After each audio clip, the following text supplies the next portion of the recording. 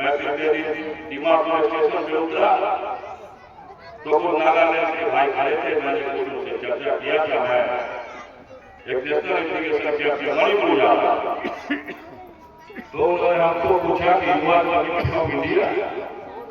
मैं कहा भाई युवा नॉर्थ इंडिया। उन्होंने कहा नो आई एम नागालैंड। तो ये परिस्थितियां हैं हमारे देश के अंदर। कहीं पे गोरखालैंड की मांग हो रही है, कहीं पे सिक्किम को नेपाल से जोड़ने की बात हो रही है। तो विभिन्न सारी जो समस्याएं हैं, उस समस्या की रक्षा अगर जो करेगा तो वो संविधान करेगा। और अगर संविधान को हम मानते हैं तो हमको बाबा साहब भीमराव अम्बेडकर के बताए हुए रास्ते पर चलना होगा। अगर हम बाबा साहब भीमराव के बताए हुए रास्ते पर नहीं चलते हैं और हम कहते हैं कि हम संविधान का पालन करते हैं तो दोहरी नीति कभी भी समाज के लिए लाभदायक नहीं है। तो ऐसे आज पूरे देश के अंदर में इस तरह का समारोह आयोजित है। गांव गांव में जगह जगह पे इस गांव में भी बड़ा छोटा सा लड़का विवेक दीदी फाउंडेशन की माननीय सचिव ने आज इस कार्यक्रम में आमंत्रित किया। वैसे माना तो कई बार हुआ है। मैं बेसिकली 1992-94 में जब नेहरू युवा केंद्र केनवाई के पद पर कार्यरत था तो मेरा विभूतिपुर बड़ा काम होता था। कापा के अंदर, लोकसभा के अंदर, यहाँ भी कई कार्यक्रमों में आने का मौका मिला है। लेकिन बहुत दिन के बाद इस गांव में आया है। बड़ा उत्साहित लड़का है विवेक। आप सारे लोग समाज का बच्चा है। और सबसे बड़ी चीज हमको खुशी तब होती है कि आज की परिस्थिति में समाज में लोग दुर्गा पूजा, छठ पूजा, इन सब चीजों में ज्यादा चाहते हैं। नुक्कड़ नाटक को नहीं लोग करते हैं, लेकिन नाच कराने के लिए व्याकुल है। वैसे परिस्थिति में अगर कोई शिक्षित युवा के मन में ये ख्याल आया कि हम बाबा साहब भीमराव अम्बेडकर की जयंती अच्छे तरीकों से मनाएंगे तो वास्तव में हम उस युवा साथी को का अभिनंदन करते हैं, उस युवा साथी का स्वागत करते हैं। और आप आग्रह करते हैं कि वैसे कोई भी हमारा नौजवान जो जाति धर्म संप्रदाय से दूर करके जातिगत व्यवस्था के खिलाफ लड़ने के लिए संघर्ष करता है तो उसको आप सबलता प्रदान कीजिए। यही हमारी विरासत बनेगी, यही हमारे समाज का कल्याण करेगा। हमारा जो संविधान है हम उस पर जाना चाहेंगे कि हमारे संविधान में 365 धाराएं हैं, 511 अनुच्छेद है। पैसे से अधिवक्ता भी हूँ, इसलिए संविधान का बड़ा गहरा पूरे विश्व के अंदर में इकलौता एक ऐसा संविधान है, भारत का संविधान, जिस संविधान का टक्कर विश्व में किसी दूसरे देश का संविधान नहीं कर सकता। इसमें जितनी भी अनुच्छेद हैं, जितने भी धाराएं हैं, वो सारे अनुच्छेद और धाराएं विश्व के कई देशों से लिया गया है। कुछ हमारी धाराएं अफ्रीका से ली गई है, कुछ रूस से ली गई है, कुछ चाइना से ली गई है। तो पूरे विश्व का एक निचोड़ है ये। और ये संविधान हमको स्वतंत्रता संपन्नता का अधिकार देता है, हमको जीने का अधिकार प्रदान करता है। और जिस क्रम से हमारा देश चलता है, ये दूसरे दूसरे नहीं, तो हमको संविधान की रक्षा भी करनी है।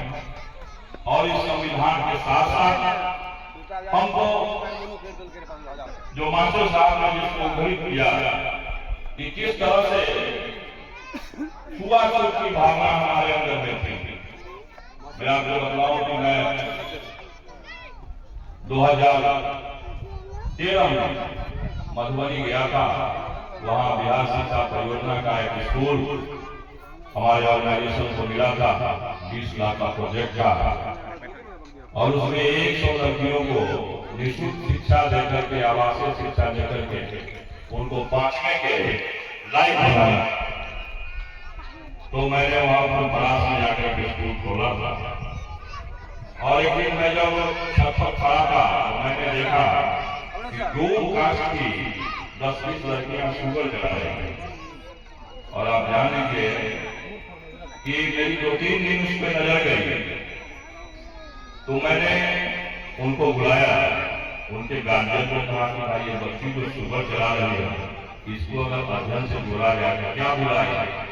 पहले तो वो बड़ा दिखाए, लेकिन फिर वो तैयार हुए। तो 11 बच्ची का मैंने नामांकन वहाँ अपने विद्यालय में कराया था। बिहार शिक्षा परियोजना का प्रोजेक्ट था वो, अभी भी सा चल रहा होगा, अभी शिक्षा समिति से चला रहा है। आप जान लीजिए कि वहाँ पे सभा कास्ट के लोग बड़ा कम थे। वहाँ पे बीसी के लोग थे, कुर्मी थे, कोई थे, ज्यादा थे। अब आप जान लीजिए कि वो डोम समुदाय की लड़कियां जब आ गई तो वहाँ की लड़कियों ने खाना खाना बंद कर दिया, कहा कि हम उसमें से नहीं थे। अब हमको इसके लिए एक दिन अभिभावक की मीटिंग बुलानी पड़ी और हमने सफलता हासिल किया जब मैंने उनको समझाया कि जाति प्रथा तो है ही नहीं। तो वो लड़कियां सारे लड़कियों के साथ रहना शुरू की और सारे लोग गांव के लोगों ने सामाजिक संरचना का परिचय दिया। और आप जान लीजिए कि वो सारी 11 लड़कियां जिनको मैंने 2 साल के अंदर में प्रशिक्षित करके पाठा में एडमिशन करवा दिया स्कूल में, सारे लोग इंटर दिए कर गए। उसमें से कुछ लड़कियां जो है वो तो 2-3 लड़कियां बिहार पुलिस में चली गई है। तो ये उपलब्धि तो क्या है, लोगों को जागरूक करना है। ज्ञान का भंडार सबके अंदर है, लेकिन उसको जागरूक करने की आवश्यकता है, उसको आगे बढ़ाने की आवश्यकता है। और मैंने पहले ही कहा कि महापुरुषों की जयंती हम इसलिए मनाते हैं कि उनके विचार करना चाहिए। तो आपसे आग्रह होगा कि आप सारे लोग बच्चों को शिक्षा जरूर दीजिए और उन बच्चों की शिक्षा में अगर वो पढ़ाई करना चाहती है तो कभी भी बाल विवाह, बाल श्रम, इन सब चीजों का खुलकर के विरोध कीजिए। आप ये नहीं सोचिए कि समाज में कोई अगर 14 वर्ष से लड़की का शादी हो रहा है तो बहुत सारे लोग कहते हैं, हमारे जनप्रतिनिधि भी बहुत कहते हैं, खराब रेस्ट्रिक्शन आ गया है कि अगर जिस गाँव में बाल विवाह होगी उस विभाग गांव के मुखिया पर भी कार्रवाई होगी।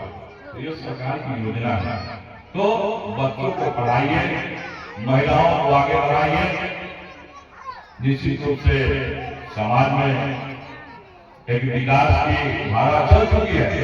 ये मैं नहीं कहता हूं कि आजादी के इतने दिन बाद विकास नहीं हुआ, विकास तो हुआ ही है, लेकिन ये जो विकास की धारा चल चुकी है उस धारा में आपका सहयोग जरूरत है।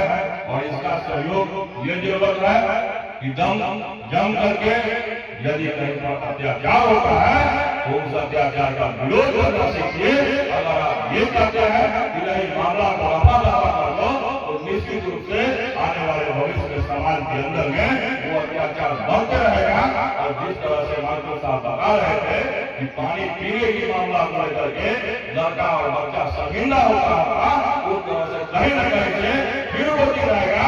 जब हमको शर्मिंदा होगी, आवश्यकता होगी, उसका जम करके विरोध करना है, चाहे वो जाति कोई हो।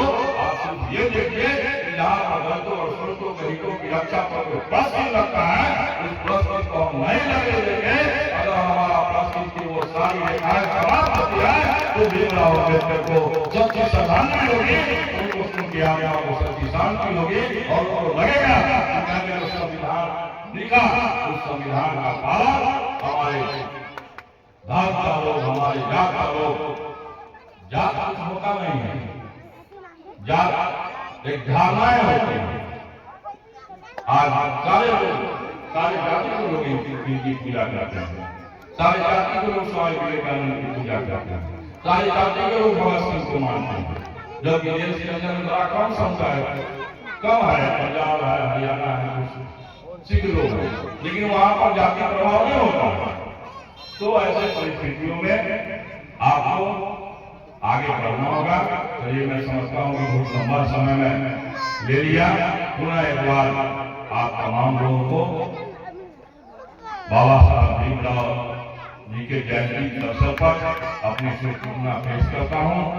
विवेक को आशीर्वाद देता हूँ और ये विश्वास दिलाता हूँ कि एनजीओ संघ बिहार के सचिव होने के नाते आपका जो ये संगठन बना है, डॉक्टर बाबा भीमराव अम्बेडकर शिक्षा सेवा समिति, मैं पहली बार आपके पास में आया हूँ। आपके संगठन को बिहार सरकार से निबंधन से लेकर के आगे की जितनी प्रक्रिया होगी, उस प्रक्रिया में आपको हम तन मन धन से सहयोग करेंगे। इसी जन शब्दों के साथ कि